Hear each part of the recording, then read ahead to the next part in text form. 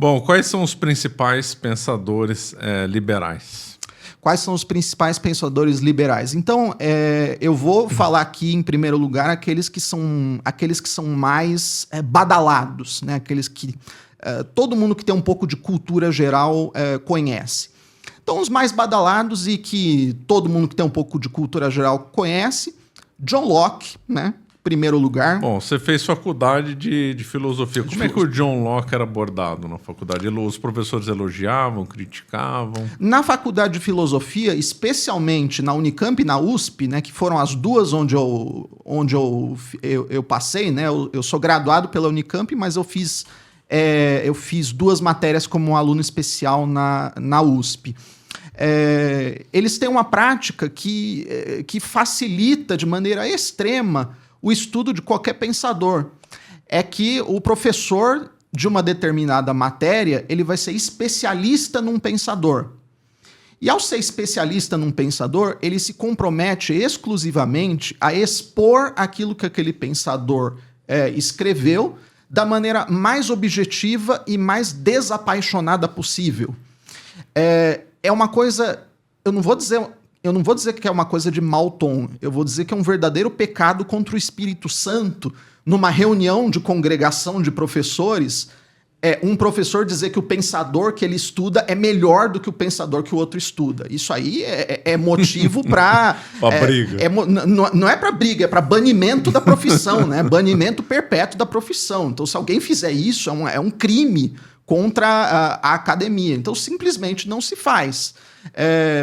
Nesses eventos que tem todo ano de estudo de filosofia, né, chamado ANPOF, né, o encontro, né, de pós-graduação em filosofia, você tem o quê? Você tem GTs, né, GTs que são grupos de trabalho temáticos. Então você vai lá, faz a sua comunicação dentro do seu GT e um GT não dialoga com o outro, né? Um tem uma sala, o outro tem uma sala e não há diálogo.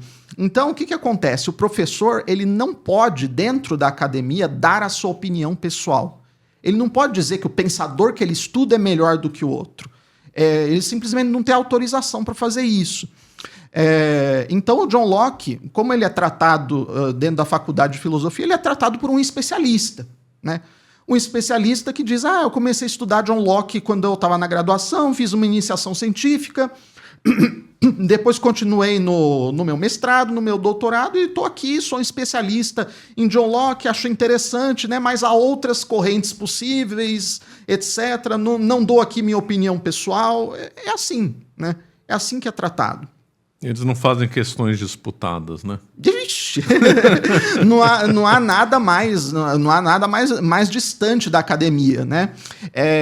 Eu tive um professor que foi dos primeiros aí da fundação da filosofia da USP, né? Da fundação da graduação, que uma vez ele deu um curso sobre Leibniz, né? Ele era muito bom professor, esse de quem eu estou falando. Bom professor nesse sentido de expor a teoria, né, de um pensador. E uma vez um aluno perguntou para ele, mas professor, o senhor concorda com o que o Leibniz disse? Aí ele parou, pensou e falou, senhor, você sabe que eu nunca parei para pensar nisso? É inacreditável. Mas isso não é importante. Eu não estou aqui para dar a minha opinião, eu estou aqui para ensinar vocês a lerem um texto filosófico. Pronto, né? Tá resolvido o problema, né? Não coloco a minha reputação, não coloco a minha opinião pessoal aqui dentro do meu trabalho, deixo isso do lado de fora, né? Então, respondi sua pergunta, eu até fiz uma pequena digressão. Não, perfeito. A gente estava falando dos autores... Agora pode dar continuidade. Dar continuidade. Então, esses que são mais badalados, né? John Locke, né, o grande defensor das liberdades individuais. David Hume, né, que também, né, foi um defensor das liberdades individuais, foi um inimigo figadal da religião, né? Ele escreveu um livro terrível a respeito, né, do conhecimento humano de Deus, né, tentando mostrar que o conhecimento humano de Deus é impossível, né? Então que a religião ela se reduz, no final das contas, a uma opinião privada, que deve ser respeitada dentro de uma sociedade plural, né? O religioso, o crente, ele não deve ser perseguido, mas ele não deve ter o direito, né, de se arvorar como detentor da verdade, nem nada, etc. E o David Hume, ele apresenta, né, uma teoria segundo a qual a moralidade ela teria como base, sobretudo, o sentimento, né? Então, não é porque uma coisa é certa ou errada objetivamente que a sociedade vai dizer e defender uma determinada posição em relação àquela conduta, né? Vai proibir ou permitir uma determinada conduta. Mas é porque as pessoas, elas sentem que aquilo é certo e elas sentem que aquilo é errado. Então, quer dizer, a fonte da moralidade, ela está, no final das contas, nos sentimentos. E David Hume, ele vai contaminar com essa teoria, né, um amigo dele, também escocês, chamado Adam Smith, né? Adam Smith, que vai ser, vamos dizer assim, no campo econômico, ele vai ser o avô de Karl Marx, né? Então, boa parte do que Karl Marx faz na sua teoria econômica é caudatário ali do Adam Smith, porque eles partem dos mesmos pressupostos, né? E o Adam Smith, ele tem um texto que é muito humeano e bastante liberal também, chamado a teoria dos sentimentos morais, né? Então você vê que a moralidade, ela brota do sentimento. E a gente sabe que o sentimento é volúvel, né? Ele varia de pessoa para pessoa. Então, para você ter a paz social, o que você tem que fazer? Você tem que coordenar uma sociedade que é naturalmente plural, né? Vai ser essa a conclusão política a que se chega. E no século XIX, né, nós temos aí o grande papa do liberalismo moderno, que é o John Stuart Mill, né? John Stuart Mill, ele é um pensador que tem algum peso em lógica, algum peso em economia, mas quando ele fala de metafísica, né, metafísica que é a rainha das ciências, né, a gente vê a completa inépcia dele. Aliás, só contar uma coisa curiosa que nos faz pensar aqui, né, pessoal? O John Stuart Mill, ele teve uma educação clássica, né, feita pelo seu pai desde a sua tenra infância, que foi um negócio assombroso, né? Então conta-se que aos 5, 6 anos ele já dominava o latim plenamente e aos 10 anos ele já dominava o grego plenamente, já lia os clássicos, né, no original, né, os clássicos latinos e gregos. Aí eu fico pensando, poxa, mas se um sujeito com essa educação clássica maravilhosa chega aos 50, 60 anos e é capaz de cometer essas atrocidades metafísicas que ele cometeu, né? A gente fica pensando... Ele não estudou São Tomás, né? Aristóteles. Exatamente. Quando você vê a formação do John Stuart Mill, o que você percebe? Foi uma formação quase que exclusivamente literária. Ele foi educado no quê? Na leitura dos clássicos. Na leitura dos clássicos da Grécia e de Roma. Eu não estou dizendo que isso seja ruim, mas eu estou dizendo que hoje em dia... Estou exagerando muito esse lado, né? A gente tem um exagero que eu vejo como algo preocupante em você ter que ter uma formação literária para antes de você começar a estudar filosofia perene, etc., né, baseada nos princípios ali de Santo Tomás, etc. Então, se você fica postergando muito isso e entrando numa formação literária sem fim, você pode acabar que nem o John Stuart Mill, né, que foi... Aliás, o fim da vida dele foi um negócio extremamente triste, extremamente deprimente, né? Eu não vou aqui entrar em detalhes, né? Vocês podem jogar no Google e ver como é que foi o fim da vida dele, o tipo de coisa que ele fez.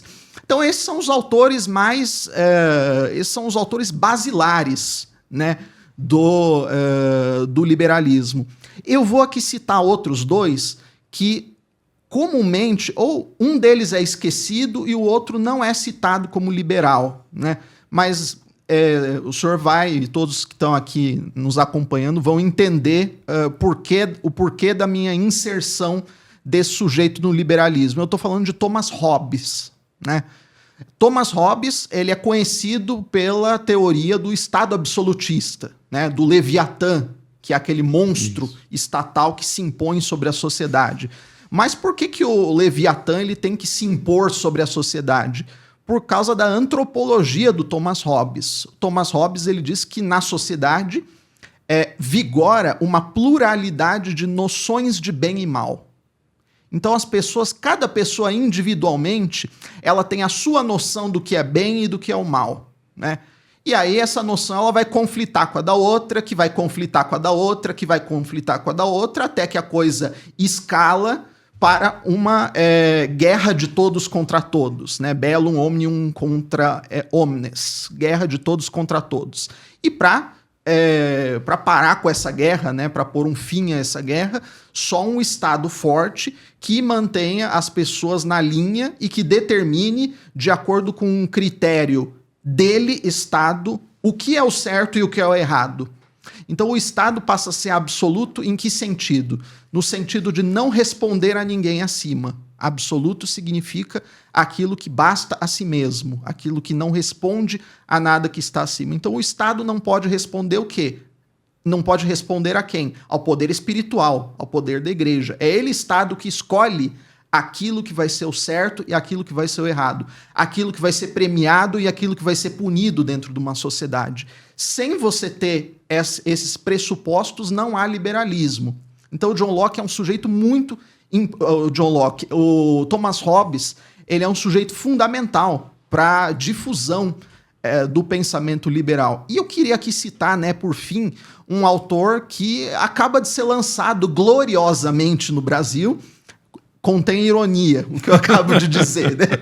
Contém ironia, que é o Bernard Mandeville, né? O Bernard Mandeville, que foi um escritor holandês do século XVIII, ele escreveu um livro chamado A Fábula das Abelhas. O senhor conhecia esse livro, seu Marcelo? Não. Esse livro é uma verdadeira maravilha.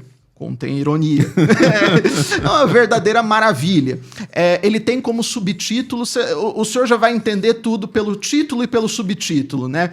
A Fábula das Abelhas ou Vícios Privados, Benefícios Públicos.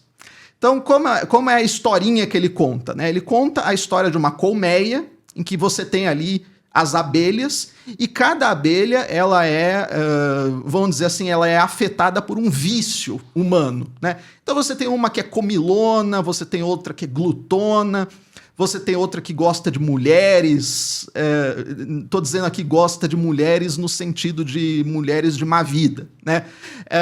Você tem outra que gosta de jogo, e assim sucessivamente. E para cada um desses vícios, você tem o quê? Você tem uma outra abelha ou um outro conjunto de abelhas que são empreendedoras. E aí o que elas vão fazer? Elas vão colocar todo o seu engenho e a sua habilidade para produzir, né, para produzir aquelas coisas que essas abelhas viciosas desejam.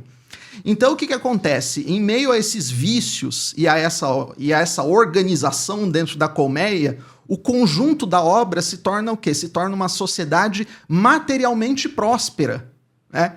Então a conclusão dele é essa maravilha, né? Então quanto mais vícios as pessoas tiverem, mais a sociedade ela se torna próspera, né? Então esse é um dos livros que eu não tenho pudores em dizer, esse é um dos livros mais maldosos já escritos na história. E ele é tão mais pernicioso quanto ele é escrito numa linguagem não filosófica, mas literária, né? A linguagem literária, isso aí, outra coisa que eu aprendi, né, com o professor Orlando, né? A arte, ela é um veículo de transmissão de ideias. E ela é um veículo extremamente sutil de transmissão de ideias, né? Quando você lê um mau livro, pode ser, né, e no mais das vezes isso acontece, o autor não enuncia uma má tese, mas a maneira como ele desenvolve e organiza a história conduz o leitor a pensar que as coisas são realmente assim, né? Então o livro do Mandeville ele é extremamente ardiloso e maldoso por causa disso, né? Você lê aquilo e você pensa, nossa, realmente é assim, né? Para uma sociedade ser próspera, os vícios precisam ser atendidos por empreendedores que estão ali para satisfazê-los, né? Com seu engenho. Então, esses dois autores, eles são pouco citados, mas eles devem ser bastante considerados aí quando a gente fala a respeito de liberalismo. Você acaba de assistir um corte do Caravelas Podcast. Na tela está aparecendo o episódio completo e outro corte. Muito obrigado pela atenção.